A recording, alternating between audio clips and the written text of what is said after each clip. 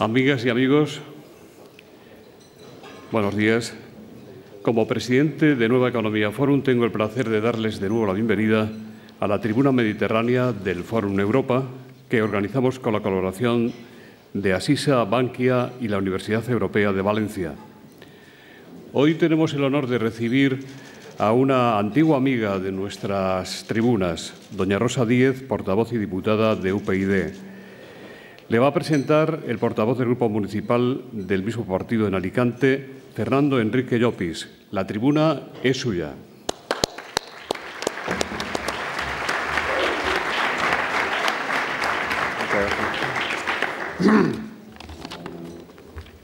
Sí, buenos días a todos.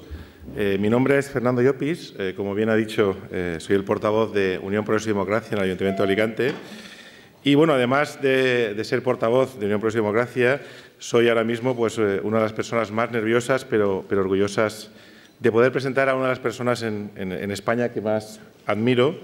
Y obviamente ustedes saben que me estoy refiriendo a la señora Rosa Díez, que es nuestra portavoz, la portavoz de UPyD en el Congreso de los Diputados, y también, obviamente, como dice todo el mundo, la parlamentaria mejor valorada por nuestros ciudadanos. Rosa Díez tiene una trayectoria muy bien conocida y a mí me gustaría contársela desde el punto de vista de un ciudadano de a pie que se cruzó con ella y pasó pues, de no haber militado jamás en ningún partido político a ser el portavoz, y además muy orgulloso, de Unión Progreso y Democracia en una de las capitales de provincia de nuestra comunidad. Yo el primer recuerdo que tengo de Rosa Díez es un enorme cartel electoral con el que me cruzaba todos los días yendo hacia la Universidad de Alicante. Era en 1999 y estábamos en plena campaña de las europeas. Recuerdo perfectamente la sonrisa de Rosa en aquel cartel. Yo personalmente y profesionalmente estaba en otros menesteres muy alejados de la política. He de reconocer una cosa que no le he dicho nunca a Rosa, que en aquella ocasión no le voté, pero Rosa es cierto que logró recuperar para su partido más de 1,5 millones de votos. Es curioso, yo no le voté en aquella ocasión, no sabría, nunca me he acordado de qué persona, no recuerdo ahora mismo qué persona voté, no lo sé quién es, qué partido, pero sí que desde aquel momento Rosa me persiguió desde aquellos días, todos y cada uno de los días. A Rosa la pude escuchar muchas veces esos días de campaña. Supe y estaba convencido que había algo especial en ella. Me enteré que había tenido una trayectoria intachable en diversos cargos en Euskadi. Me gustaba mucho escucharla defendiendo la libertad que ella quería para su tierra, su oposición total que comparto a la rendición ante el terrorismo etarra, incluso poniendo, como ustedes saben, en riesgo su vida. Rosa, que se llama igual que mi abuela, mi madre y mi hermana, había empezado a dejar huella imborrable en mí. Algún tiempo más tarde, como Ulises en su viaje a Ítaca, Rosa inició un proyecto que muy pocos hubiesen hecho. Para poder seguir defendiendo sus principios, dejó el Partido Socialista y deja algo que, como ahora mismo todos podemos comprobar, mucha gente mataría por ello, y es un escaño en el Parlamento Europeo. Ella fue valiente y lo dejó, mientras ahora otros matan por intentar conseguir uno de ellos. Rosa es pura honestidad, sin miedo, sin ataduras. Inicia una aventura con los mejores compañeros de viaje. Mientras otros prefieren ir acompañados de la más absoluta mediocridad, Rosa navega con Albert Boadella, Fernando Savater, Vargas Llosa, Carlos Martínez Gorriarán y tantos otros. Con otro líder, es mucho más que probable que el proyecto hubiese quedado embarrancado en algún acantilado y, lo que es peor, olvidado ante el regocijo de partidos mayoritarios y partidos nacionalistas. Nadie podía pensar que Rosa llegaría al Congreso, pero los intrépidos siempre se abren camino. En el 2008, con una campaña más cercana a mis películas favoritas de Frank Capra que a los grandes mítines de los partidos ricos, obtuvimos el escaño de Rosa. El primer paso estaba dado. Ahora llegaba realmente lo más difícil, para cualquier otro, pero no para Rosa, que consiguió brillar ante la mediocridad, ante la atonía de la mala posición de Rajoy y un peor gobierno del señor Zapatero. Años más tarde, pude darme cuenta en primera persona de la capacidad de trabajo de Rosa. Compartimos elecciones en el 2011. Ella iba de Valencia a Alicante, luego a Murcia, volviendo a Madrid, luego a tantos y tantos lugares. Siempre con alegría, infundiendo fuerza a un grupo de novatos que aspirábamos a cambiar las cosas, porque en el fondo de eso se trata. Recuerdo perfectamente mi primer mitin, fue aquí en Valencia, una ciudad que admiro mucho. Recuerdo el encanto de Rosa en una minisesión fotográfica. Recuerdo mis nervios a flor de piel cuando se acercaba el momento de salir al estrado. Recuerdo como si fuera ayer cuando Rosa, segundos antes, me puso su mano sobre la mía y me dio ánimos y tranquilidad. Compartimos muchos momentos en aquellos días. Nos teníamos que multiplicar porque no podía ser de otra manera. Cuando flaqueabas, pensabas en el esfuerzo y en la sonrisa de Rosa, porque pensabas en la necesidad de cambio que tiene nuestra sociedad, porque pensabas que los que gobiernan alternativamente ya son parte del problema y difícilmente serán la solución, porque mucha gente nos hemos cansado de preguntar lo que va a pasar para preguntar qué vamos a hacer, porque es importante que todos los ciudadanos pensemos que el esfuerzo es necesario ahora más que nunca, porque es preferible trabajar ahora por el cambio que de aquí a unos años preguntarnos por qué no trabajamos por haberlo hecho.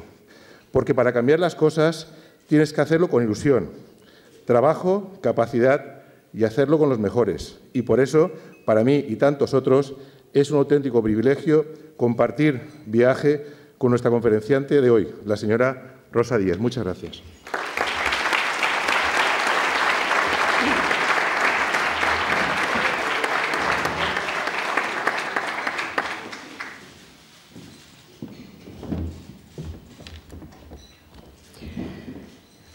Buenos días a todos.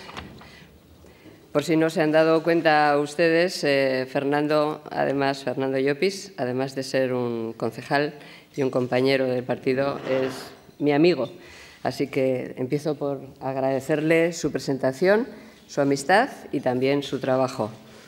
Muchas gracias a Nueva Economía Forum por invitarme una vez más a hablar de política, de regeneración democrática y también de las medidas para salir de la crisis.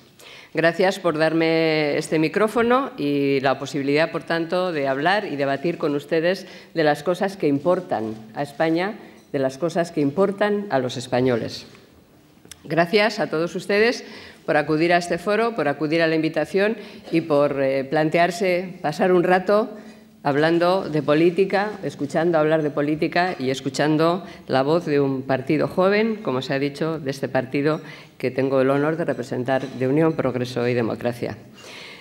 El título con el que quería establecer el hilo conductor de esta conferencia es precisamente ese: regenerar la democracia y salir de la crisis.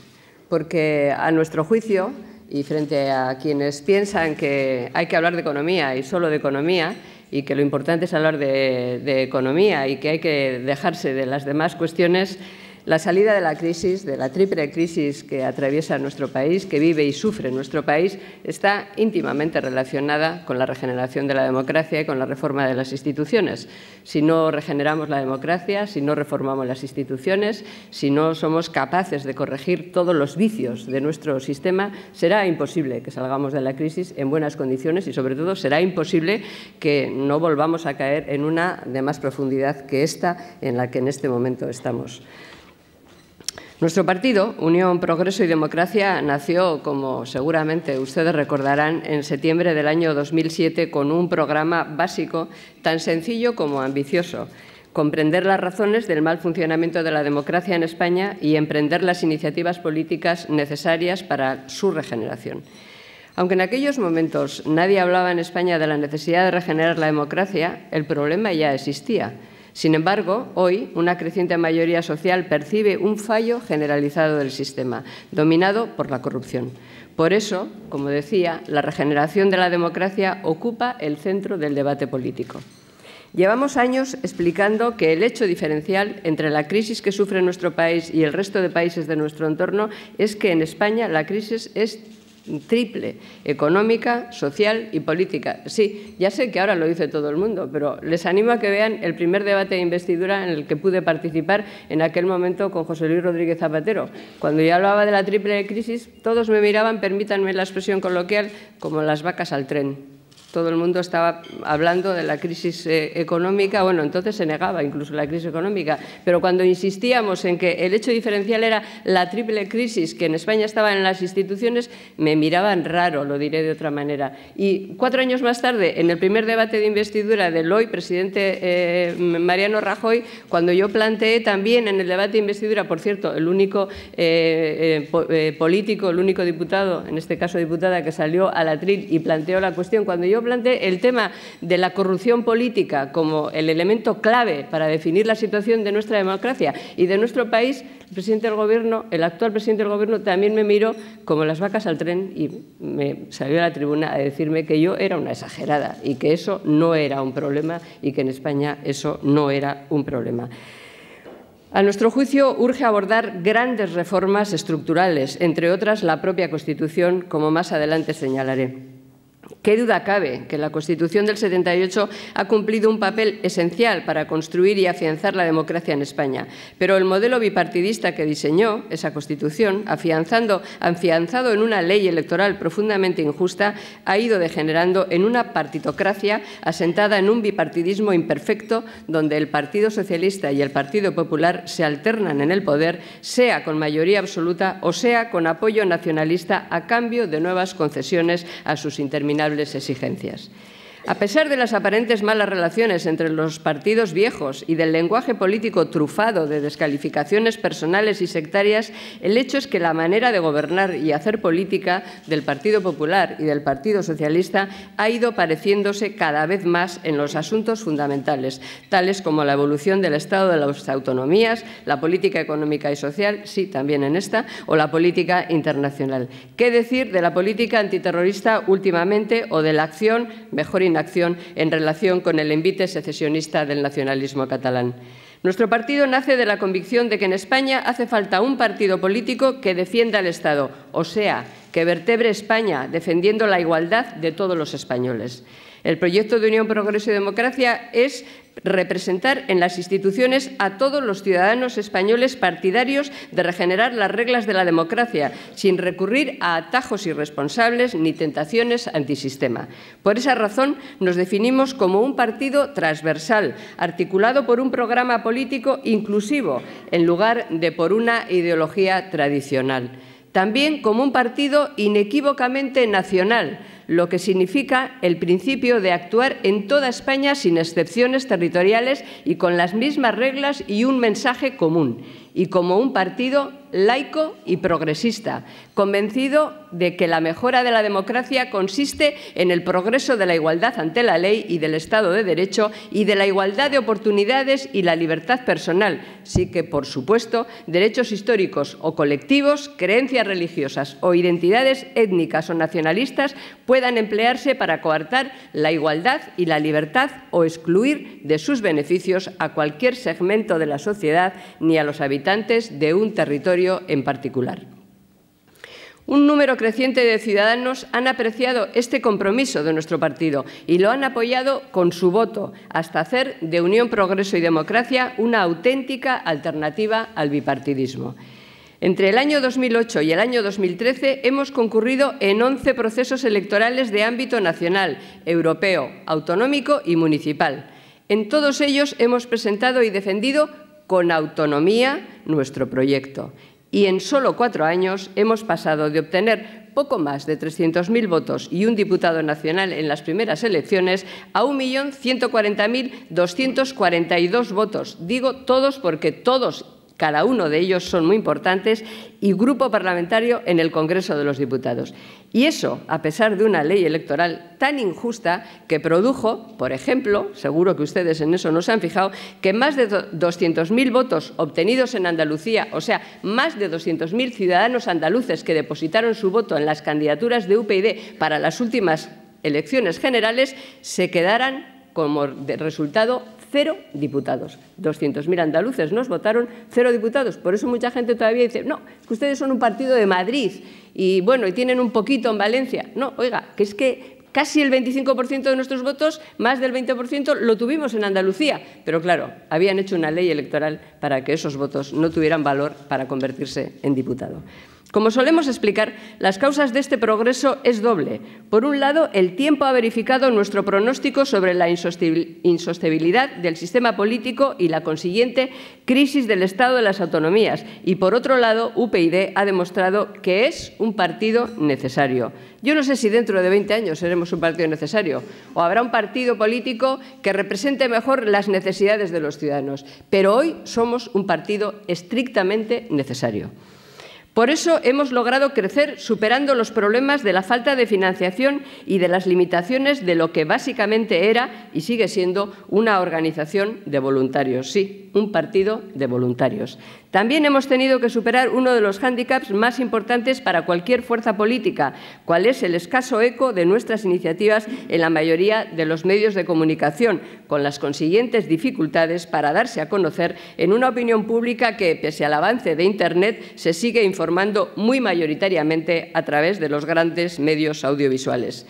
Como decía, en nuestro país existen dos opiniones encontradas sobre la salida de la crisis. Para unos, para el establishment, la solución consiste en salvar al bipartidismo que nos ha conducido a esta situación. Fíjense, en fin, cómo ya proliferan ante el evidente hundimiento del bipartidismo o la expectativa, cómo proliferan cada día editoriales, columnas, comentarios en los medios de comunicación, el bipartidismo o el caos. O sea, que hay cantidad de intereses, en fin, tratando de hacernos creer a los ciudadanos que o salvamos al bipartidismo que nos ha hundido o llegará el caos.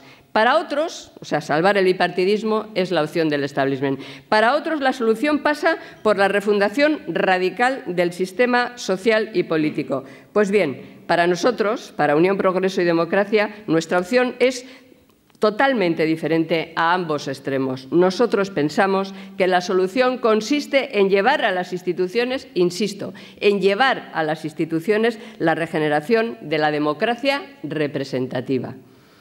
El trabajo desarrollado por Unión, Progreso y Democracia en estos 6 años confirma que es posible convertir las propuestas regeneradoras, que eran minoritarias, en el eje del debate político. Asuntos que en el año 2009 eran casi tabú o ignorados, radicalmente ignorados en la tribuna política, centran hoy la discusión política, como la reforma electoral y de la Constitución, el Estado federal, la racionalización de las administraciones públicas, la lucha contra la corrupción, la absoluta separación de poderes e independencia de la justicia, las desigualdades de origen territorial o los abusos del nacionalismo. No hace tanto tiempo de todas estas cosas no se hablaban. A poco que revisemos las hemerotecas de los debates políticos en las instituciones, de estas cuestiones, ¿quién hablaba de cambiar la ley electoral? Pues en las universidades, en foros académicos, alguna columna de especialistas de vez en cuando, o quien denunciaba reiteradamente y con datos la tutela de la justicia por parte de los partidos políticos, o la tutela de los partidos políticos en las instituciones financieras llamadas cajas de ahorros. ¿Quién denunciaba esas cuestiones permanentemente, dando además una alternativa? Pues nadie. En fin, con este panorama paso a exponerles algunas de nuestras propuestas.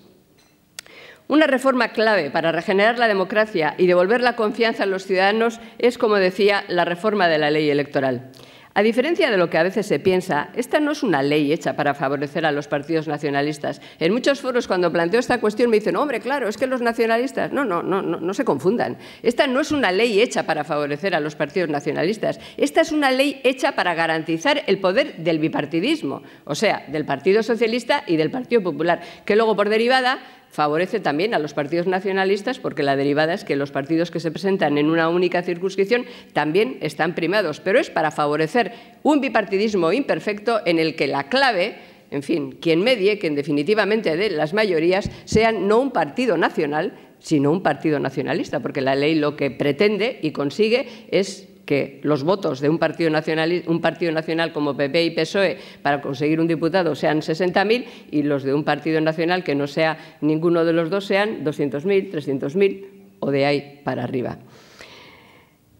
De todas las maneras, el principal déficit democrático de la ley no es que favorezca a unos partidos frente a otros, en una clara vulneración a lo que podríamos denominar el derecho pasivo, el derecho a ser elegido en igualdad de condiciones, sino que lo peor de la ley, lo más injusto, es que discrimina claramente a los ciudadanos, ya que el valor de su voto, del de cada uno de nosotros, depende de la opción que elija, del partido al que vote o de la parte de España en la que ejerza el derecho al sufragio, con lo que se vulnera, lo más importante, insisto, es el derecho activo de cada uno de nosotros, el derecho a elegir en igualdad de condiciones que cualquiera de nuestros vecinos, que cualquiera de nuestros conciudadanos.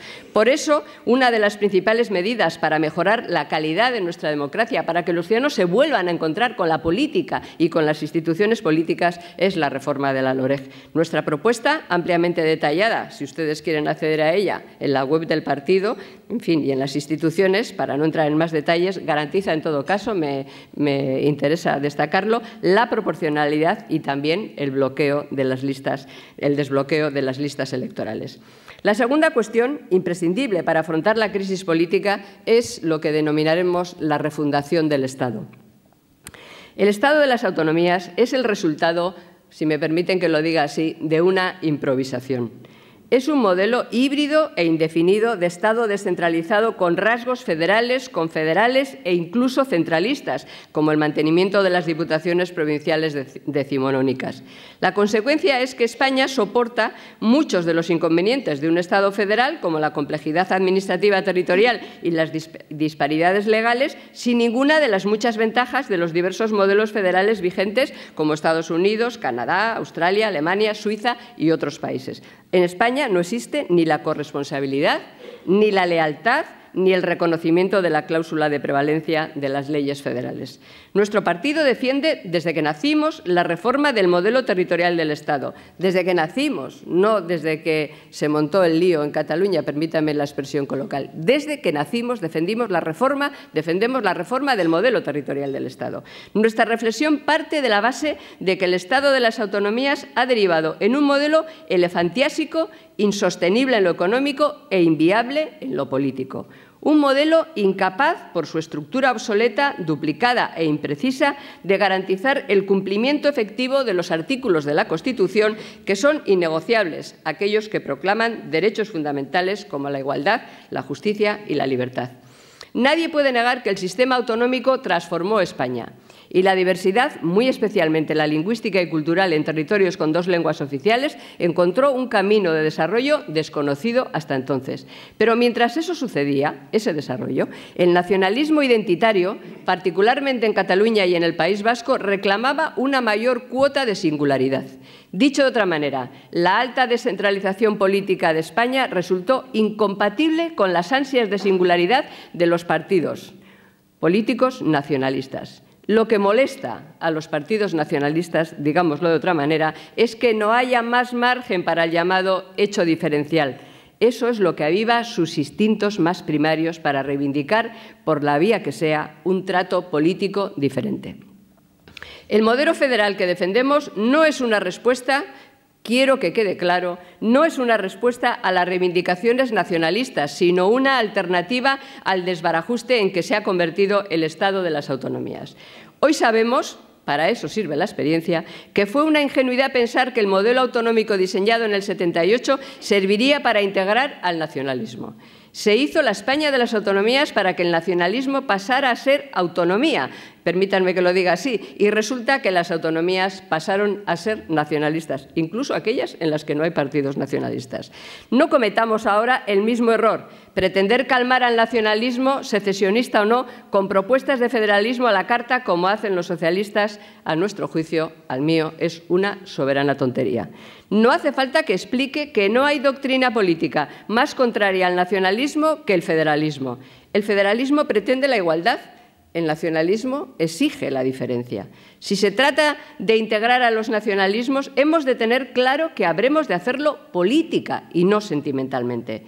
Es la sociedad política y democrática la que estamos construyendo y la política no está para proteger los sentimientos de nadie, sino los derechos de todos. Conviene que no nos equivoquemos. El nacionalismo es insaciable y la estabilidad democrática nunca podrá depender de su voluntad. Desde Unión, Progreso y Democracia proponemos un modelo federal cooperativo, porque nos parece el mejor para España. Por eso mismo partimos de la base de que es más que posible que haya que sacarlo adelante a pesar de los nacionalistas. Hemos de abordar la reforma de la Constitución no para dar encaje a las reivindicaciones de los nacionalistas, sino para resolver de forma satisfactoria los retos que nos plantea la sociedad española del siglo XXI, una sociedad muy diferente de aquella a la que se enfrentaron los constituyentes en el 78. Defendemos que se aborde esta reforma desde el reconocimiento, como dije, de los indudables avances que se han producido en estos años de desarrollo democrático, pero hemos de hacerlo analizando también las disfunciones que ha generado el modelo abierto e indefinido del texto constitucional. Reformemos, pues, la Constitución atendiendo a la realidad política de la sociedad española y no a la forma en la que los nacionalistas expresan sus demandas. Nosotros proponemos reformar la Constitución cerrando en ella la distribución de competencias entre el Estado, las comunidades autónomas y los entes locales, de manera que el Estado asuma una serie de competencias exclusivas e intransferibles en materias claves para defender el interés general. Es oportuno recordar que en el informe emitido por el Consejo de Estado ya en el año 2006 se puso de manifiesto que el principio dispositivo que mantiene la constante apertura del sistema de distribución de competencias puede dañar, de hecho daña, el principio de igualdad y el interés general, y que era recomendable el cierre del sistema y la inclusión en la Constitución de unas verdaderas e indelegables competencias exclusivas del Estado. Sin ánimo de ser exhaustivos, proponemos modificar el artículo 152, excluyendo de las materias consideradas como delegables o transferibles, en principio y como mínimo, las siguientes: representación internacional, defensa, justicia, educación, sanidad, medio ambiente, protección civil, recursos naturales, urbanismo y gestión del territorio. Además, proponemos que se establezca una mayoría más cualificada para la aprobación de los estatutos de autonomía. También creemos que dentro de este diseño federal del Estado ha de suprimirse la disposición adicional primera que consagra los derechos históricos de los territorios forales, por ser contrario al valor superior que rige en la Constitución y por consolidar una situación inaceptable del principio de privilegio de unos españoles frente a otros. En nuestro partido creemos profundamente en las virtudes democráticas del federalismo integrador, porque un sistema político que garantice la unidad e incluya la diversidad, garantizar la unidad e incluir la diversidad es el mejor espacio para el desarrollo de las libertades democráticas. Insisto, diversidad a partir de que esté garantizada la unidad. Y lo repito, porque hoy, en un momento en el que se viven fuertes pulsiones separatistas ante la indolencia de unos y la complicidad de otros, y en el que nadie apenas osa reivindicar la unidad de la nación española como instrumento imprescindible para garantizar la igualdad y los derechos de la ciudadanía, es hora de decir las cosas claras. Ya es hora de que la España constitucional, la que proclama que la soberanía reside en el pueblo español, tenga una oportunidad. Otro asunto importante para nuestro partido es la reforma del conjunto de las administraciones públicas. La actual organización provincial y municipal de España tiene su origen en el primer tercio del siglo XIX. La Constitución española de 1812 preveía la creación de ayuntamientos en los pueblos de más de 1000 habitantes, entonces una entidad de población relativamente grande.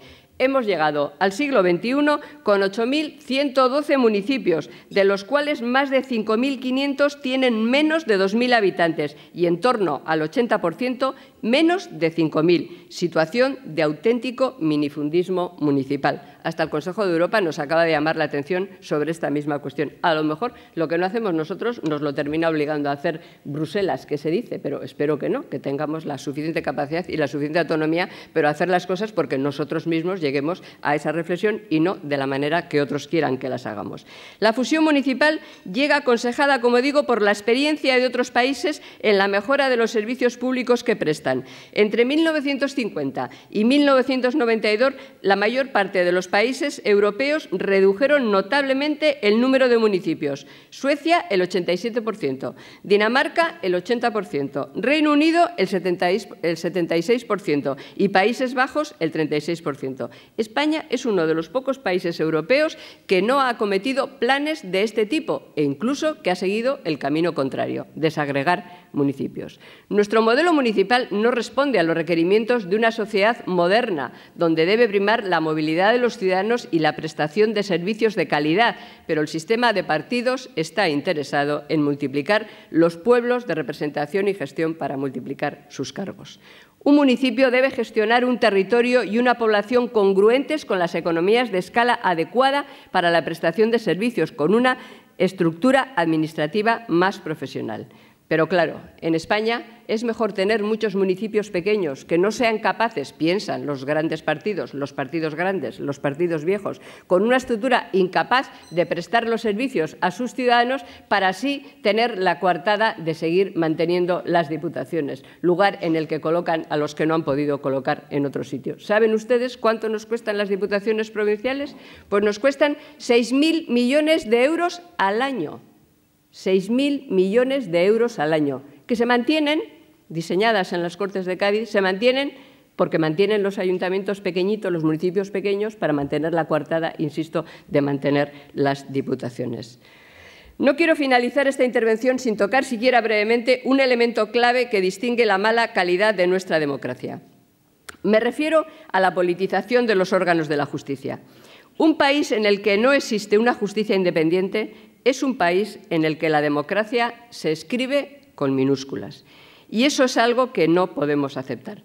Por eso estamos llevando y librando esta batalla en todos los frentes y hemos denunciado ante el Tribunal Supremo el nombramiento de los vocales y del presidente del Consejo General del Poder Judicial, pues nos parece que el sistema de elección contraviene un principio democrático básico, cual es la separación de poderes entre el Ejecutivo, el Legislativo y el Judicial. Como saben ustedes, los vocales son formalmente elegidos, entre comillas, en las Cortes Generales. Pero todos sabemos que han sido previamente designados por cuotas entre los partidos políticos, que creen que los votos que les dan los ciudadanos, que nos dan los ciudadanos para ser diputados o senadores, les otorgan el derecho a elegir magistrados del Tribunal Constitucional o vocales del Consejo General del Poder Judicial. El sistema es verdaderamente escandaloso. En España, el principio de justicia ágil e independiente, principio proclamado en nuestra Constitución, suena a broma. Piensen que existen en España 10.000 aforados. 10.000 aforados, o sea, 10.000 cargos electos a los que, en caso de denuncia, de imputación, no les juzga el juez natural. Con un poco de suerte, les juzga un juez del Supremo o del Superior de Justicia al que hayan contribuido a nombrar, directa o indirectamente. 10.000 aforados en España, 0 en Alemania, 0 en el Reino Unido, 10 en Francia. ¿Pero por qué tenemos que ganar a los países de nuestro entorno 10.000 a 0 en esto? A Alemania ya me gustaría a mí ganarle en otras cosas, pero en aforados, en separar la justicia, en hacer imposible que haya una justicia ágil e independiente, pues no, 10.000 aforados. Claro está que aquí las cosas, cuando se hacen, en este sentido, los que las hacen las redondean. No están contentos con nombrar el Consejo General del Poder Judicial por cuotas o el Tribunal Constitucional por cuotas o tener 10.000 aforados. No, siempre tendremos después al fiscal, que en casos de corrupción, oiga, pues actúa como abogado de la defensa para ahorrarle el abogado de la defensa a quien no pueda pagárselo o no se lo paguemos entre todos. El fiscal, en muchos asuntos de corrupción, ustedes lo saben, no hace falta que les dé detalles, actúa como abogado de la defensa. Y si eso falla, también, pues siempre te queda el indulto del Consejo de Ministros. Esto, en fin, es impresentable. Y si no cambiamos este tipo de cosas, es imposible que cambiemos todas las demás cosas que están íntimamente relacionadas. ¿O acaso el que hayamos tenido que destinar miles de millones de todos los españoles, muchos miles de millones, decenas de miles de millones, más los 40.000 que nos ha prestado la Unión Europea para rescatar a las cajas de ahorros, hundidas por los políticos que estaban en las cajas de ahorros, sin control de los órganos de control, ni del Banco de España, ni de nadie. ¿Acaso eso no está íntimamente relacionado con la falta de separación de poderes, con la estructura del Estado, con todas estas cuestiones de las que les estoy hablando? ¿Ustedes no creen que si hubiera habido una estructura política democrática con separación de poderes, todo ese desfalco no hubiera sido posible? Ni hubiera sido posible que sacaran adelante las preferentes, que las diseñaran y las comercializaran. Que toda esta crisis económica que sufrimos cada día está íntimamente relacionado con esta estructura que ha permitido que estas cosas ocurran. Por eso cuando dicen, no, ahora hay que hablar de economía, sí, hay que hablar de economía, pero hay que hablar de cómo hemos llegado a esta situación, porque si no corregimos la estructura, se repetirá la historia en toda España y a todos los niveles. La instauración y la independencia de la justicia hace necesario introducir mecanismos de elección directa, sin control desde los partidos políticos, que impidan esta asignación automática de los electos a un grupo determinado e introduzca incentivos para reforzar la independencia y la responsabilidad de los jueces. Esta es una batalla, les advierto, que libraremos, como todas, hasta el final.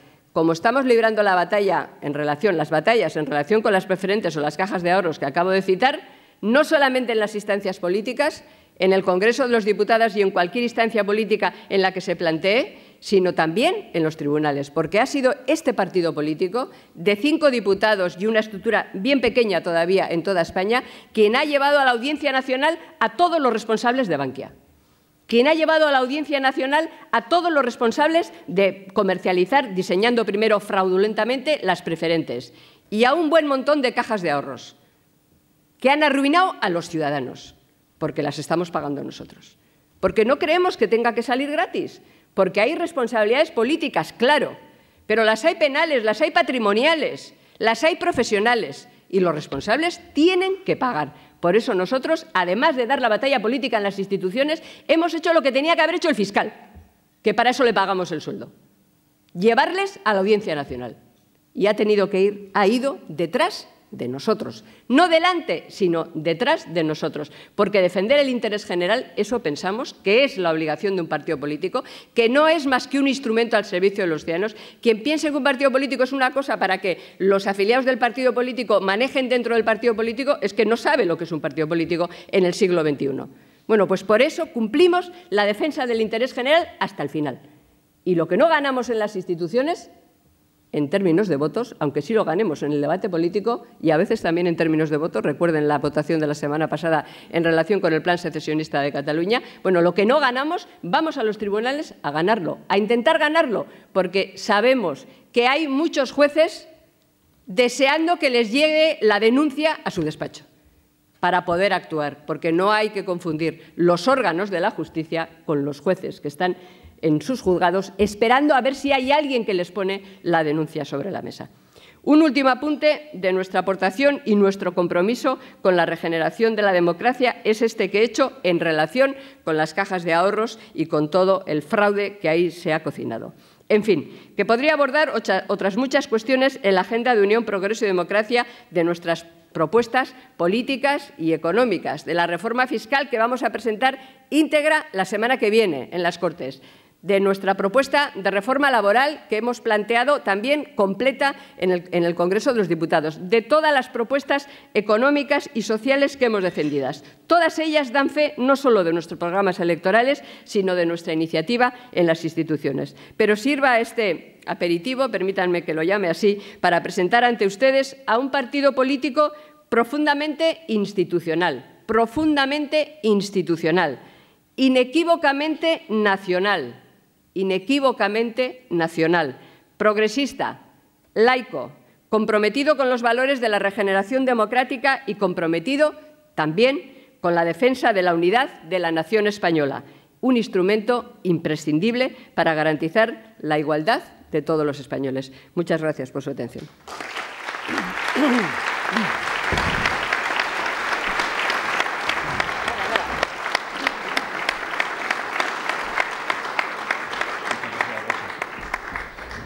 Muchas gracias, doña Rosa.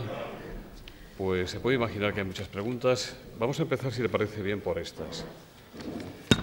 Héctor San Juan, de El Mundo, dice: Toni Cantó dijo en la campaña interna que si no ganaba no sería candidato en 2015. La derrota le inhabilita para presentarse. Luis Barrachina dice: después de la decepción del sábado, ¿cree usted que puede convencer a Toni Cantó para que acepte ser el candidato a la Generalitat o al Ayuntamiento de Valencia, teniendo en cuenta que el ganador de las primarias, Alex Marí, le ha ofrecido apoyo? Bueno, yo comprendo que la gente está acostumbrada a la forma de actuar de los partidos viejos y entonces no termina de darse cuenta de que esto no es un partido viejo. Entonces, nosotros hacemos primarias para todo. Desde que nacimos hemos hecho 400 procesos de primarias. 400, ¿eh? Lo que pasa es que no todos salen en los periódicos y entonces la gente pues no se entera. Elegimos en primarias a los órganos de dirección interna, es decir, primarias orgánicas, por definirlo al viejo estilo, con las viejas palabras, y elegimos a los cabezas de lista en primarias, para que luego se presenten ante los ciudadanos.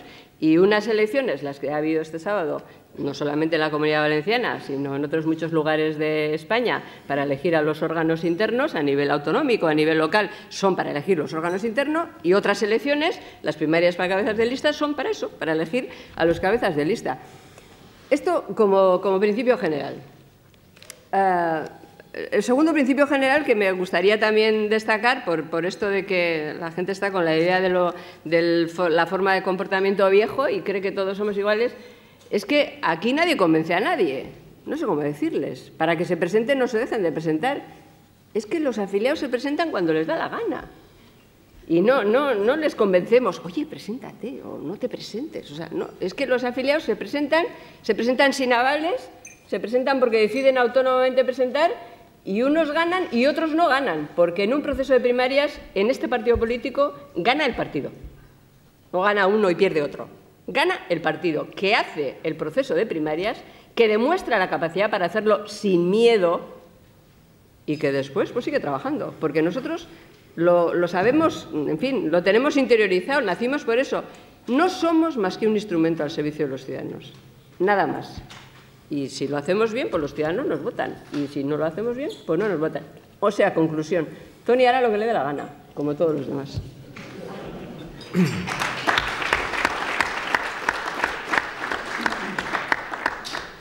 Cecilio Berenguer dice: mañana comienza el debate del Estado de la Nación. Rubalcaba esta vez no va a atacar por el flanco de la corrupción, sino por el de la propuesta que él mismo tiene para Cataluña y también por el tema europeo. ¿Por dónde va a ir usted? ¿Por dónde va a ir UPyD? Bueno, yo no sé por dónde va a ir Rubalcaba, de todas maneras, me alegro de enterarme. Nosotros vamos a hacer un diagnóstico real, no realista, sino real, de cómo está España. El debate se llama del Estado de la Nación. Y en base a datos oficiales vamos a hacer el diagnóstico de cómo está el Estado. El Estado está mal. Y la nación retrocede. Y entonces, con esos datos de cómo está el Estado y cómo está la nación, que, en fin, serán objetivos, serán, como digo, datos oficiales, titulares, en fin, de datos oficiales, le vamos a plantear al presidente del Gobierno una alternativa. Porque nosotros estamos convencidos, primero, de que el diagnóstico hay que hacerlo bien para curar al paciente. El paciente está enfermo, claro. Entonces, no hay que mirar los síntomas, hay que buscar la enfermedad, hay que diagnosticar bien al paciente y, a partir de ahí, tomar las decisiones para curarle, no solamente para aliviarle la fiebre.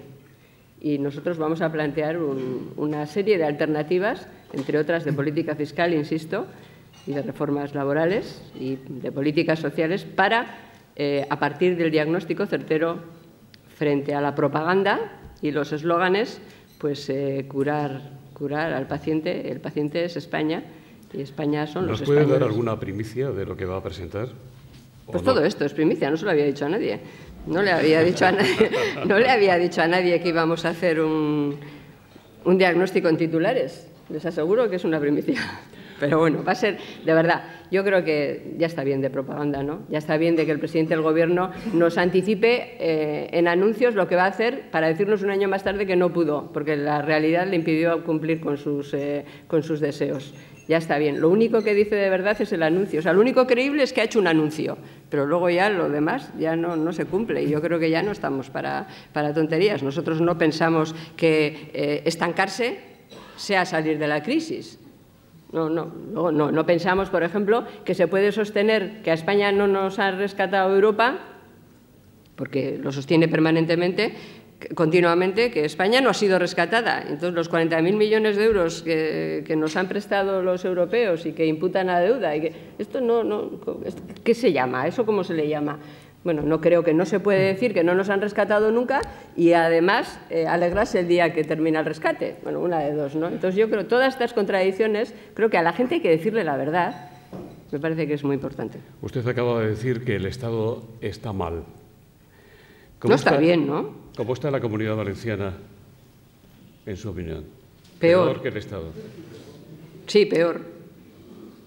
Más corrupción, más paro, más de lo malo. Sí, peor.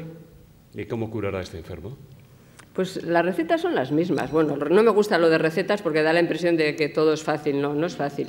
Yo creo que no hay cosa bien distinta de la que hemos planteado a nivel nacional, con las peculiaridades propias de cada lugar de España, para salir de esto. Aquí, en fin, o regeneramos la democracia, hacemos una limpieza en las instituciones, o no seremos capaces de superar ese 29,2%, creo, de parados que hay en este momento, o un 1/3 también más del 25% de ciudadanos que están en índices de verdadera pobreza en esta comunidad autónoma, una comunidad que ha sido boyante desde el punto de vista económico. Está todo muy relacionado con la forma de gobernar, con las estructuras viejas y con la manera de mantener el clientelismo partidario, que es absolutamente contrario a la solución de la crisis. O sea que lo haremos con este mismo diagnóstico aplicado naturalmente a esta comunidad autónoma y convirtiéndonos, o tratando de convertirnos, naturalmente los ciudadanos tienen la palabra el último día,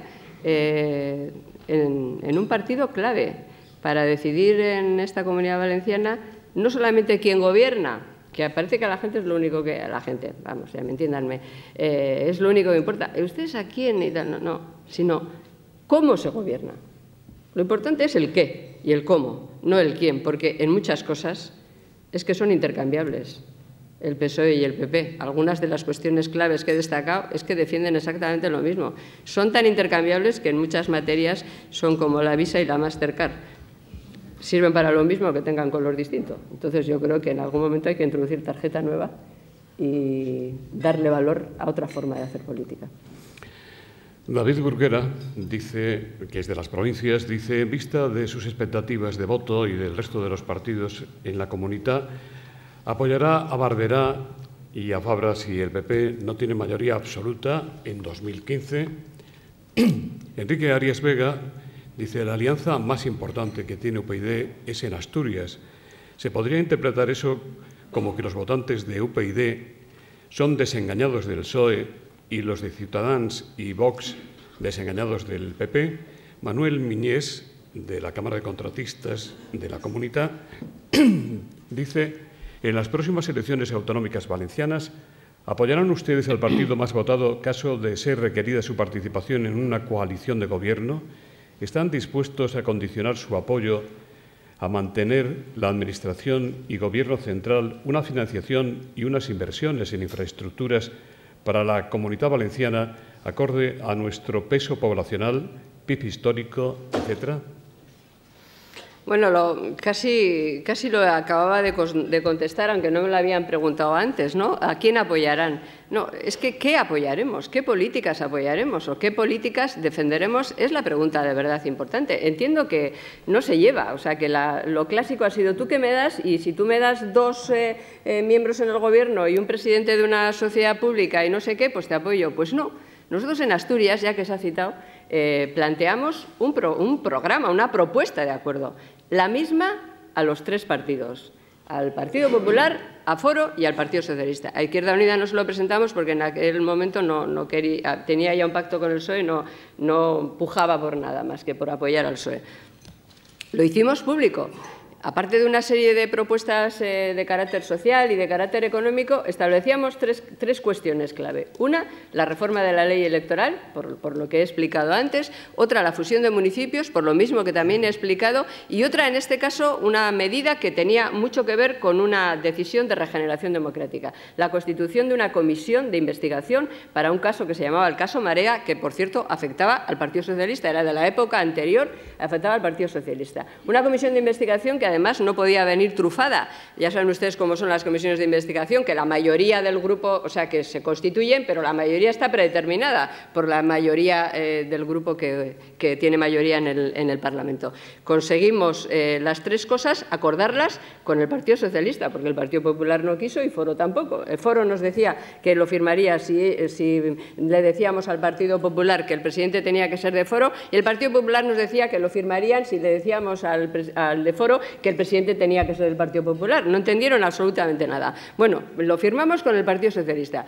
Con el Partido Socialista sacamos adelante la comisión de investigación, sacamos adelante la fusión de municipios, sacamos adelante el dictamen en comisión de la reforma de la ley electoral, y cuando ya estaba para ser aprobado en el Pleno el trámite, el Partido Socialista se vino atrás. Y el presidente explicó en un debate que es que, claro, nunca le gustó esa propuesta, pero que la tuvo que firmar porque si no, no lo hubiéramos votado para presidente. Y entonces le dejamos en minoría. Sencillamente nos fuimos. Vamos, nos fuimos no porque no estábamos en ningún sitio, no estábamos en el Gobierno, no estábamos en todos los sitios donde nos habían ofrecido antes que firmar la propuesta política. Les dejamos en minoría. Este es el comportamiento de Unión Progreso y Democracia. Plantearemos en esta comunidad autónoma, como en todas, una propuesta política de las cosas que aquí hay que cambiar. Por cierto, no votaremos a nadie que lleve imputados en las listas.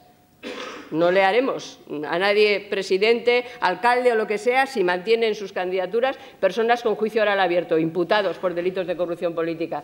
Eso lo hemos hecho en toda España. ¿No? Entonces, estaremos dispuestos a acordar una propuesta política para que se gobierne de otra manera. No, relaciones bilaterales del Estatuto, que es como el catalán, que se aprobaron en el Estatuto de Valencia, aunque los populares lo recurrieron en Cataluña, no, tampoco defendemos. Nosotros en eso tenemos nuestra posición que he explicado. Presentaremos el documento y el que no quiera acordar esas cuestiones, pues no tendrá nuestro apoyo. Y si no lo quiere nadie, es decir, si nadie quiere apoyar esas cuestiones, pues no votaremos a nadie. Y no nos dará el vértigo de, ¡ay, por Dios!, y entonces va a gobernar no sé quién. Pues no sé, pero nosotros no nos comprometeremos más que con profundos cambios políticos. No queremos menos ni más. ¿Cuál será el resultado? ¿Que gobernará la lista más votada? No sé, porque a diferencia con las elecciones locales, la lista más votada en los municipios termina gobernando si no hay acuerdos mayoritarios por encima de ellos, pero a nivel autonómico no es así, con lo cual, en fin. Y por último, siento contradecir la opinión mayoritaria, por lo menos la opinión mayoritaria escrita o formulada a nivel mediático. Esto de que a UPyD le votan los resentidos de un sitio o de otro. A ver, un poquito de respeto a la gente, ¿no? Yo no le he preguntado a 1.142.000 ciudadanos por qué nos han votado. O sea, no le he preguntado uno a uno por qué. Ahora, en nuestro partido, el 90 y tantos % no han estado afiliados nunca en ningún partido político.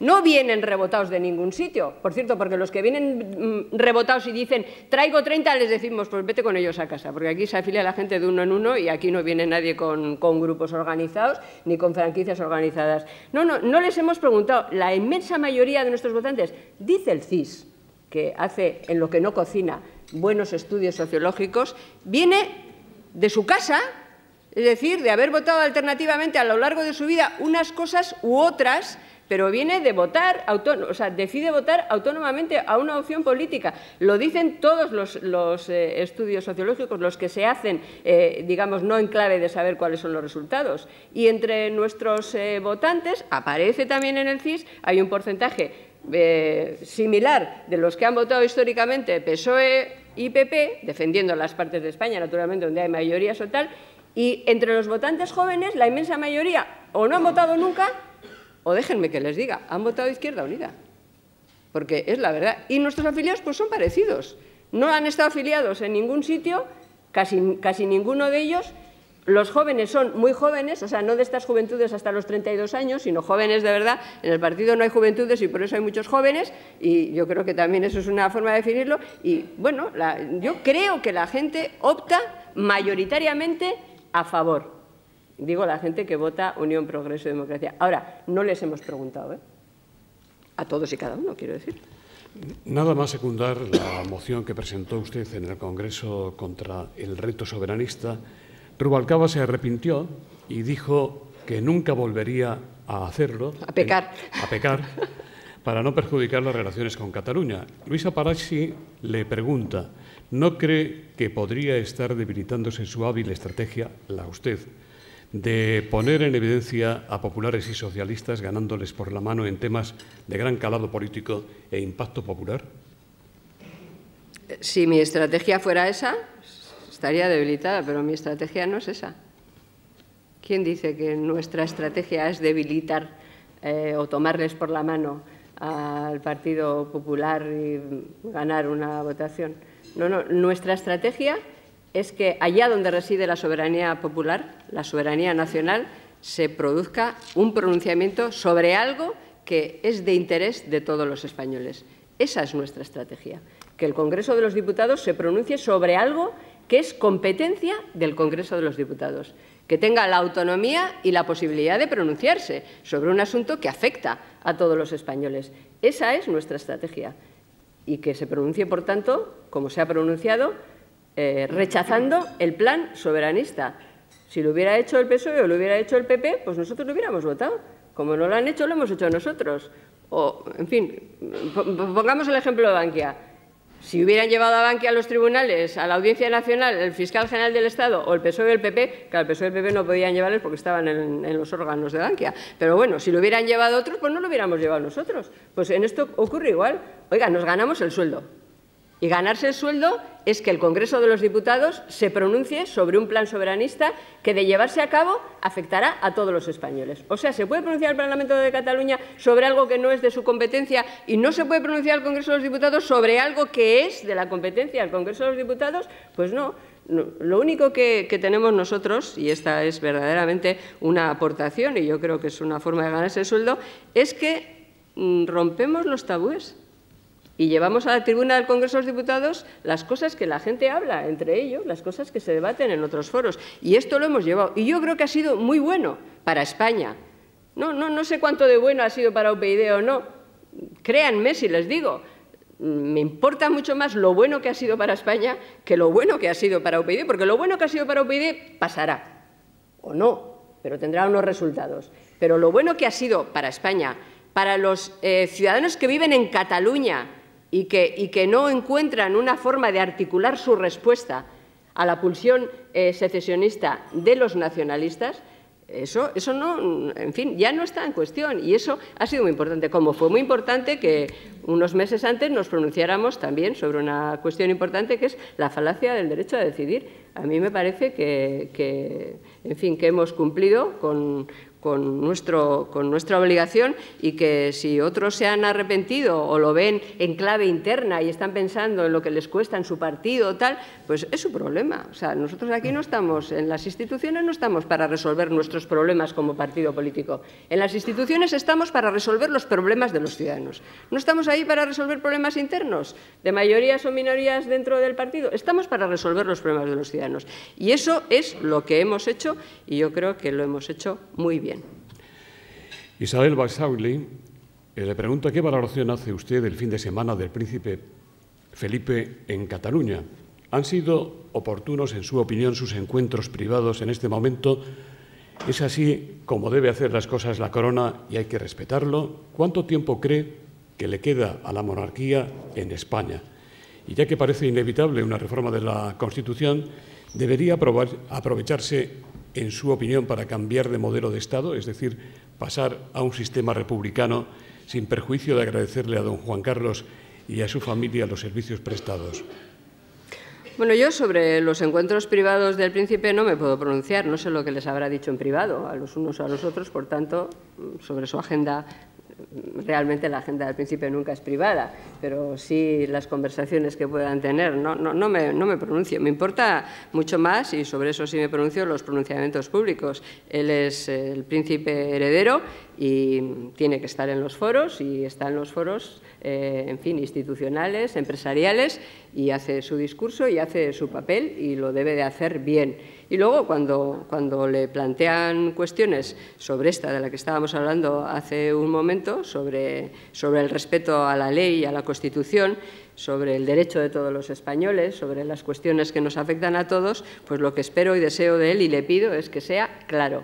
Entiendo, y lo sabemos todos, que el príncipe no escribe sus discursos, que el príncipe transmite lo que le dice el Gobierno y lo que le escribe el Gobierno, y por tanto, pues quiero creer que a lo mejor si lo escribiera él, quiero creer, digo, pues podía ser más claro en algunas cosas, pero claro, el guión de Rajoy en esta materia y de su ministro de Exteriores, pues es también ese guión con el que gobierna en general, que es esperar a ver si escampa. Y claro, pues los discursos del príncipe en esta materia pues son guión Rajoy, y por eso, pues, en fin, él tiene que estar en los sitios. Usted me plantea, quien pregunta, si la solución es una república. Y cuánto va a durar la monarquía, y si cambiaríamos, si creemos que ha llegado el momento. Nosotros creemos que lo que ha llegado el momento es el momento de desarrollar el título 2 de la Constitución, que es el que habla de la monarquía, y desarrollarlo y establecer competencias claras para el heredero, para competencias claras y claridad también en el comportamiento de la Casa del Rey, en tanto que jefatura del Estado. Lo que creemos que falta en España, fíjense si ha habido tiempos calmados en que se podía haber hecho ese desarrollo del título 2 de la Constitución, pues no nos ha hecho. Creo que hay que hacerlo. Se nos dice, bueno, pero ahora es muy complicado. Siempre encontramos una disculpa para hacerlo. Cuando las cosas están bien, no lo hacemos porque, bueno, ya están bien, y cuando están complicadas encontramos la disculpa. Creemos que hay que desarrollar el título 2 de la Constitución, y no tenemos planteado en modo alguno sustituir la monarquía parlamentaria por la república. No, a nuestro juicio no es república o monarquía, sino una jefatura del Estado acorde con los tiempos y las exigencias de la sociedad en la que vivimos. O sea, que le exigimos a la monarquía, que es la jefatura del Estado, lo mismo que le exigiríamos a una jefatura del Estado que fuera una república: transparencia y dación de cuentas, y responsabilidad. Y si no lo hacen bien, por lo menos lo mínimo que le exigiríamos a una república, si el jefe del Estado fuera... ¿Cree usted que el rey debería abdicar en el príncipe Felipe a corto plazo? Creo que debiera abdicar. Creo que hay que desarrollar el título 2 de la Constitución y establecer ahí todos esos pasos. Más preguntas. ¿Cómo plantea luchar contra la corrupción? Ya lo he explicado, ¿no? Bueno, no, es que le dan ideas. Subiendo las penas a los políticos corruptos, dando medidas a la justicia, dando independencia a los jueces, como a la agencia tributaria. Carlos Loren González dice: ¿qué piensa de la caza a la que está siendo sometido el magistrado Elpidio Silva? Y Fermín Palacios, del Sindicato Independiente: ¿suprimiría usted el Tribunal Constitucional en favor de una sala de lo constitucional en el Tribunal Supremo? Empezando por lo último, no suprimiría el Tribunal Constitucional. Me parece que la función del Tribunal Constitucional, le llamemos una sala constitucional en el Supremo o le llamemos Tribunal Constitucional, es una función relevante para nuestro país. Lo que modificaríamos es la forma de elegir de los miembros del Consejo, de los miembros del Tribunal Constitucional. Eso es lo que planteamos en la reforma de la Constitución. El problema es que el Constitucional tiene que ser un órgano independiente, nombrado también de forma que esté garantizada la independencia, y eso en España no se cumple. ¿Qué medidas tomaríamos? Por supuesto, la agencia tributaria. Está muy bien que me lo presenten, que me lo planteen. Efectivamente, creo que hay que dotar a la agencia tributaria de una estructura independiente, empezando por la forma en la que se elige el director de la agencia. Acabamos de presentar en el Congreso de los Diputados una iniciativa una proposición de ley justamente en ese sentido, que hay que dotar a la agencia tributaria de medios materiales y humanos. hasta que consigan un ratio similar a las agencias de nuestro entorno. No se puede combatir la corrupción, ni la evasión, ni la ilusión de impuestos, pues teniendo, en fin, unos medios ridículos, que son los que tiene en este momento la agencia tributaria, ni podemos tener una agencia tributaria intervenida políticamente. Respecto de la persecución de la corrupción política, pues llevamos una batalla larga y en fin, y estamos dándolo ahora que está justamente reformándose el Código Penal, precisamente para que en el Código Penal se incorpore el delito de financiación ilegal de los partidos políticos, porque es que el delito de financiación ilegal de los partidos políticos no está en el Código Penal. Está la prevaricación, otro tipo de enriquecimiento, que luego tienes que probar que está en relación con que ha favorecido al partido político. Proponemos también el delito de enriquecimiento ilícito de los cargos electos, o sea, cosas que, en fin, parece mentira que a estas alturas pues no estén en el Código Penal. Sí, hay que hacer un discurso. Y además hay que cambiar las leyes para prevenir y después también para condenar a quienes delincan, porque la mayor lastra de nuestra democracia es precisamente esta, la mayor. Lo que más perjudica a nuestro sistema democrático es la corrupción política, que efectivamente tenía razón cuando le dije a Rajoy en el debate de investidura que estaba generalizada y me dijo que no, tenía razón, no está generalizada, está institucionalizada. Y este es el verdadero problema. Usted conoce profundamente las instituciones de la Unión Europea, especialmente el Parlamento. Le preguntan qué valoración hace usted de las declaraciones ayer en Barcelona de la vicepresidenta Viviane Reding, que animó a que España y Cataluña se sentaran a dialogar, a negociar sin líneas rojas. Estas declaraciones se hacen después de que muchas autoridades europeas hayan venido diciendo que es un asunto interno de España. ¿Con quién cree que va la Comisión Europea y, en concreto, la vicepresidenta Reding?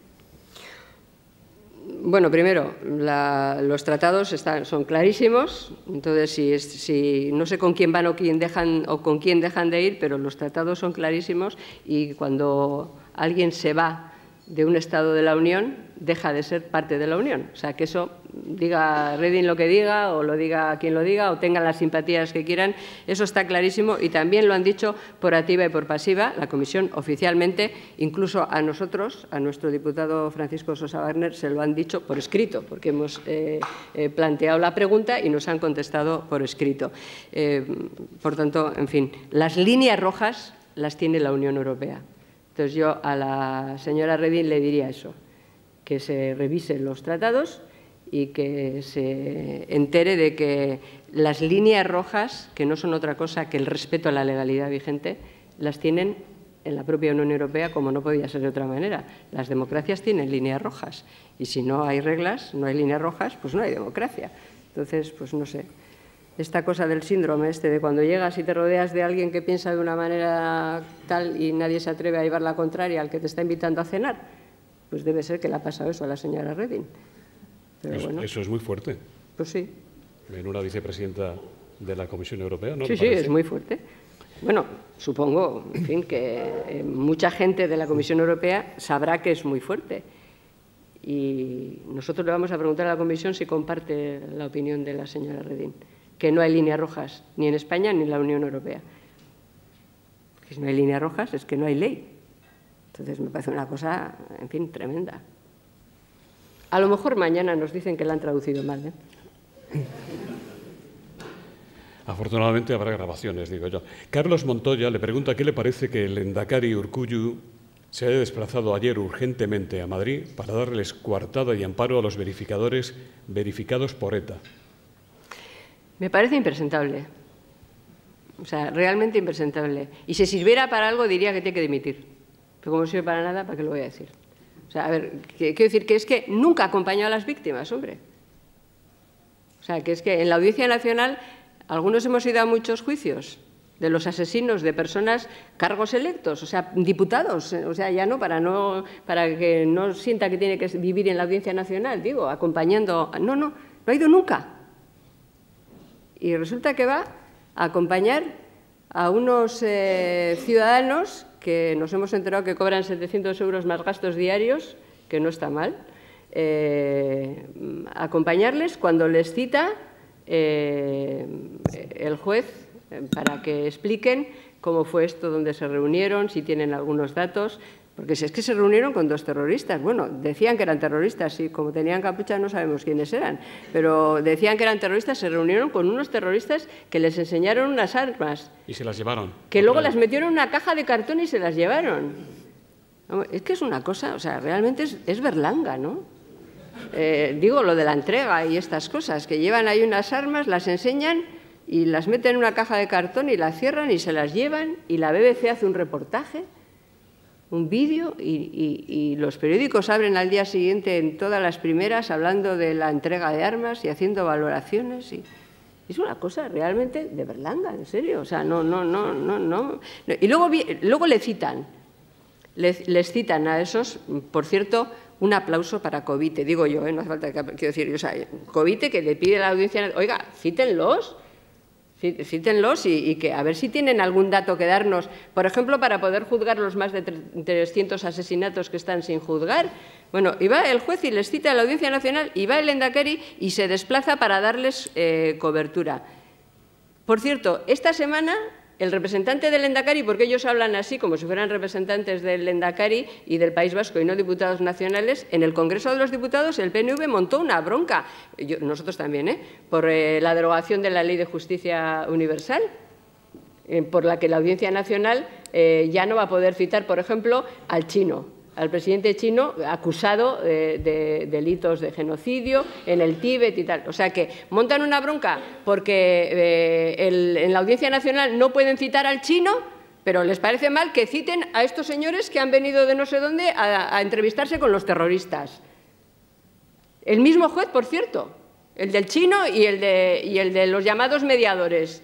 Y el mismo partido que monta una bronca porque la audiencia se queda sin competencia para citar al chino, le parece fatal que citen a estos señores de un asunto que nos afecta a nosotros. Es de locos.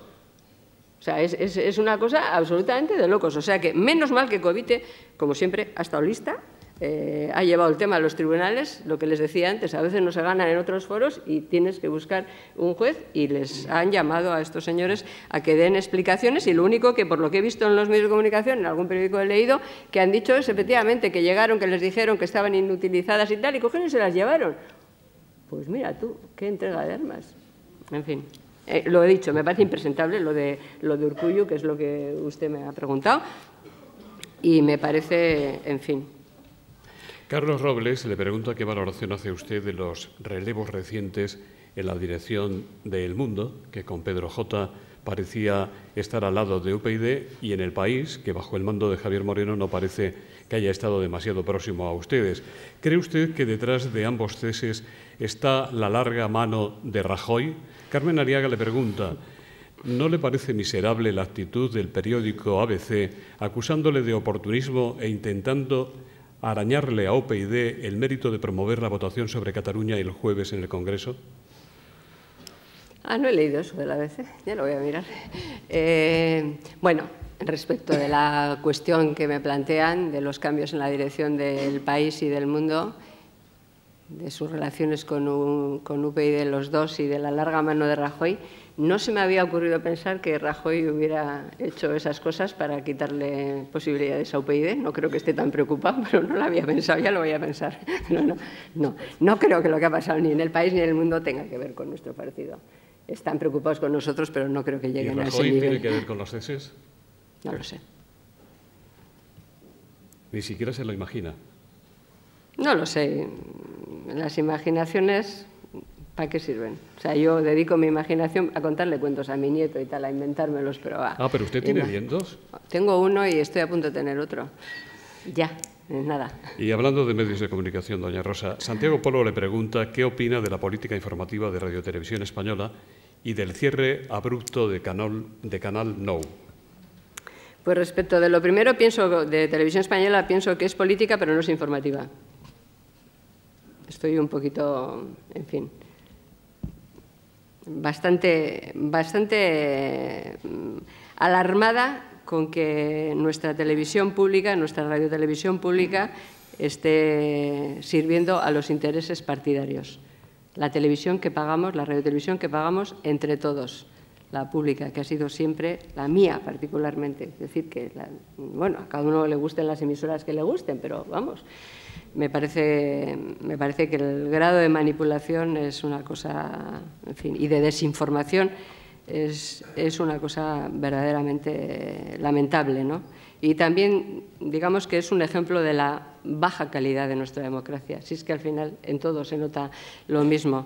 Y lo del cierre abrupto, pues eso, usted lo ha definido bien, abrupto, sin explicaciones de ningún tipo, de la noche a la mañana, sin canalizar, en fin, las reivindicaciones de los trabajadores, sin dar una salida, sin ir a un tamaño de una televisión sostenible, accesible, del tamaño, no lo que habían montado, sino el tamaño que puede ser natural en una comunidad autónoma bilingüe. ¿Cuál es esta? No, abrupto. Mientras lo necesito lo monto y cuando no lo puedo soportar o deja de serme útil, lo cierro. Yo creo que no es el sistema de comportamiento. Y lo de Radio Televisión Española me preocupa mucho, ¿eh? Y nos debiera preocupar mucho, digo, a todos los ciudadanos, porque no es una cuestión partidaria. A ver, las elecciones no son votar, las elecciones son elegir.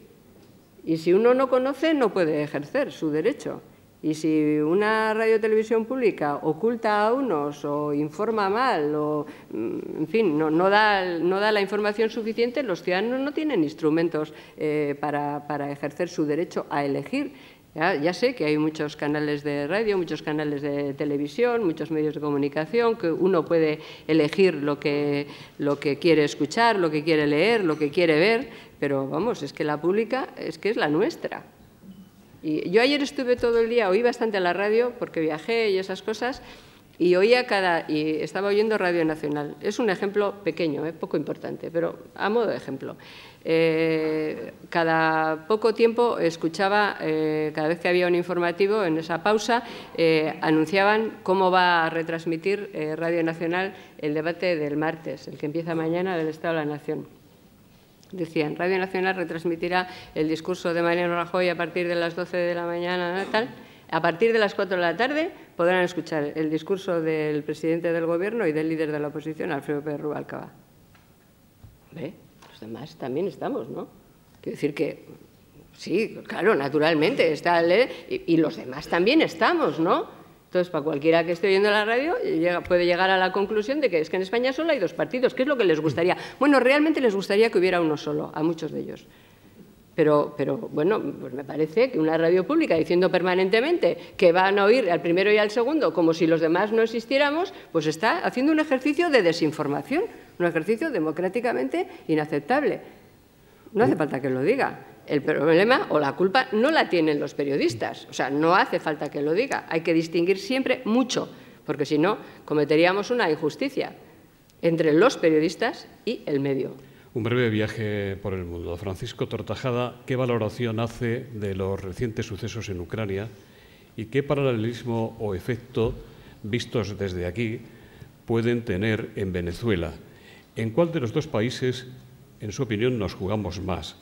¿Cree que hay riesgo de golpe de Estado, incluso de guerra en Venezuela? Alicia Borràs dice, ¿puede o debe hacer algo el Gobierno de España para intervenir en Venezuela o hay que dejárselo a la CIA o a los norteamericanos?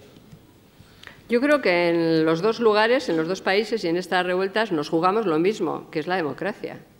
O sea, esto cuando dicen, no nos jugamos, no nos afecta, no, en los dos países nos hemos jugado y nos jugamos lo mismo. La defensa de los valores, la defensa de la democracia, del Estado de Derecho, en fin, de los derechos humanos, de los derechos fundamentales. Por tanto, nosotros pensamos que estamos directamente afectados por en las dos cuestiones, digo, por no citar otras muchas que hay en el mundo, pero en las dos cuestiones estamos directamente afectados. En Ucrania se ha abierto una puerta de esperanza que nadie pensaba hace relativamente poco, que esta gente que salió a la calle pudiera conseguir, en base a esa resistencia, en fin, que ha costado muchas vidas, lo que ha conseguido. que se abra esa vía, esa esperanza. Por tanto, pues yo creo que tenemos que estar muy expectantes, pero tenemos que felicitarnos, ¿no?, por esa capacidad de los ciudadanos de no resignarse y de organizarse en defensa de su democracia. Venezuela. La semana pasada, el viernes, si no recuerdo mal, hemos presentado una proposición no de ley en el Congreso de los Diputados, la hemos registrado pidiéndole al Gobierno que actúe, que intervenga, que se defina, que busque también apoyo en Europa sobre lo que está ocurriendo en Venezuela, que es dramático, que es una catástrofe humana en términos de derechos humanos y de derechos fundamentales. Claro que nos afecta como país, que nos afecta como democracia, que nos afecta como parte de Europa, pero, insisto, hemos presentado ya esa proposición no de ley y como tenemos cupo dentro de 2 semanas, creo, cupo, digo, para defenderla en un pleno, es posible que sea esa la que escojamos y la llevemos al pleno, porque nadie más que nosotros lo va a hacer. O sea, realmente en el Congreso parece que nadie quiere hablar de esa cuestión. Nadie más que nosotros lo va a hacer y, aunque hay otras muchas cuestiones que también podrían ser motivo de una proposición no de ley de ser debatida en el Pleno y están registradas, es posible que la llevemos al Pleno y, si no, la llevaremos a comisión inmediatamente. Pero, insisto, está registrada. Nos afecta mucho, mucho, mucho ese asunto. Juan Julián Cabo le pregunta si cree que ha pasado lo peor para el ministro del Interior por la tragedia de Ceuta, que fue duramente criticado por usted. ¿Qué piensa usted que debería hacer la Unión Europea para asistir a España e Italia en la defensa de las fronteras europeas más expuestas? ¿Tienen razón los sindicatos de la Guardia Civil en reclamar protocolos de actuación en los casos de avalanchas de inmigrantes? Los sindicatos, bueno, las asociaciones de la Guardia Civil tienen toda la razón en reivindicar y en solicitar un protocolo de actuación. Por supuesto que la tienen y parece mentira que a estas alturas todavía no exista ese protocolo. Otra cosa quiero decir al respecto es que las cosas se complican, además de por otras razones que ahora abordaré, se complican también según las dotaciones de Guardia Civil que haya en frontera. O sea, no es lo mismo tener a 30 agentes que tener a 100 agentes, que tener una patrullera o una lancha que tener 5 lanchas. O sea que la dotación de la Guardia Civil allí en frontera también es importantísima y eso no es competencia de Europa, eso es competencia de nuestro Gobierno.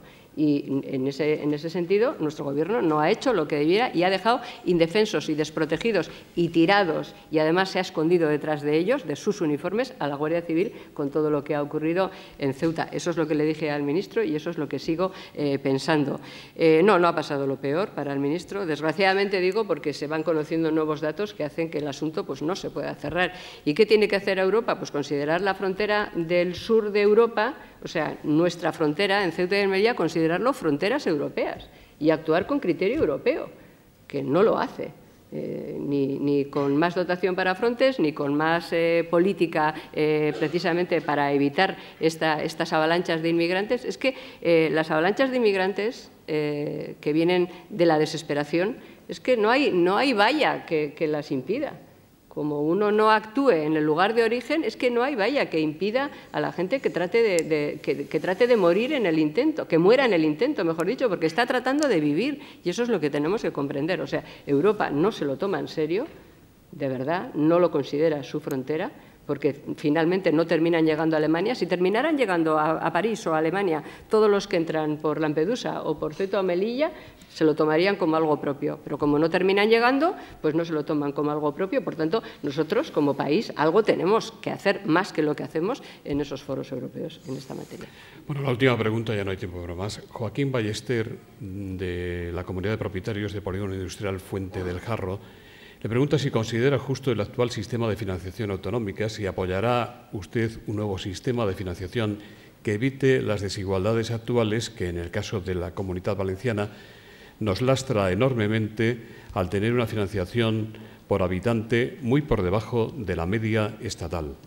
No considero justa el actual sistema de financiación. De hecho, votamos en contra del actual sistema de financiación. Por tanto, ya explicamos en su momento que era un sistema injusto. Por cierto, el sistema de financiación que está en vigor, que se puso en marcha en la última parte del Gobierno de Zapatero, para que la gente lo recuerde, surgió de una presión del nacionalismo catalán.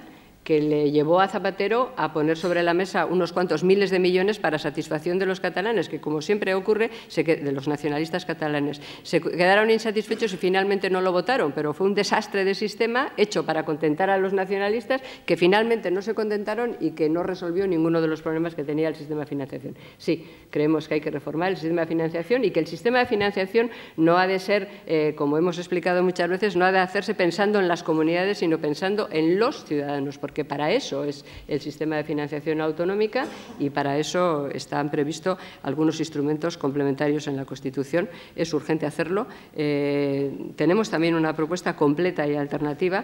Es una pena, pero no da tiempo para todo, y a quienes tengan interés, pues también les animo a que entren en nuestra web y puedan ver en cada una de estas cuestiones la propuesta escrita alternativa y registrada también en el Congreso de los Diputados, también sobre financiación autonómica. Muchas gracias. El doctor Javier Gómez Ferrer, en nombre de los patrocinadores que hacen posible Tribuna Mediterránea, va a despedir el acto. Gracias, José Luis. Agradecer a don Fernando Llopis la presentación que ha hecho de doña Rosa Díez, donde nos ha dado a entender que en principio que le iba a decir a él cómo le iba a influir la personalidad de Rosa Díez, a la que desde entonces ha seguido y profesa su amistad. En cuanto al discurso de doña Rosa Díez, ha sido un discurso ilustrativo de la situación política y ha destacado que para la salida de la crisis hay que llevar a las instituciones a la regeneración de la democracia representativa. A todos ustedes, muchas gracias por su presencia y participación y nada más. Buenos días.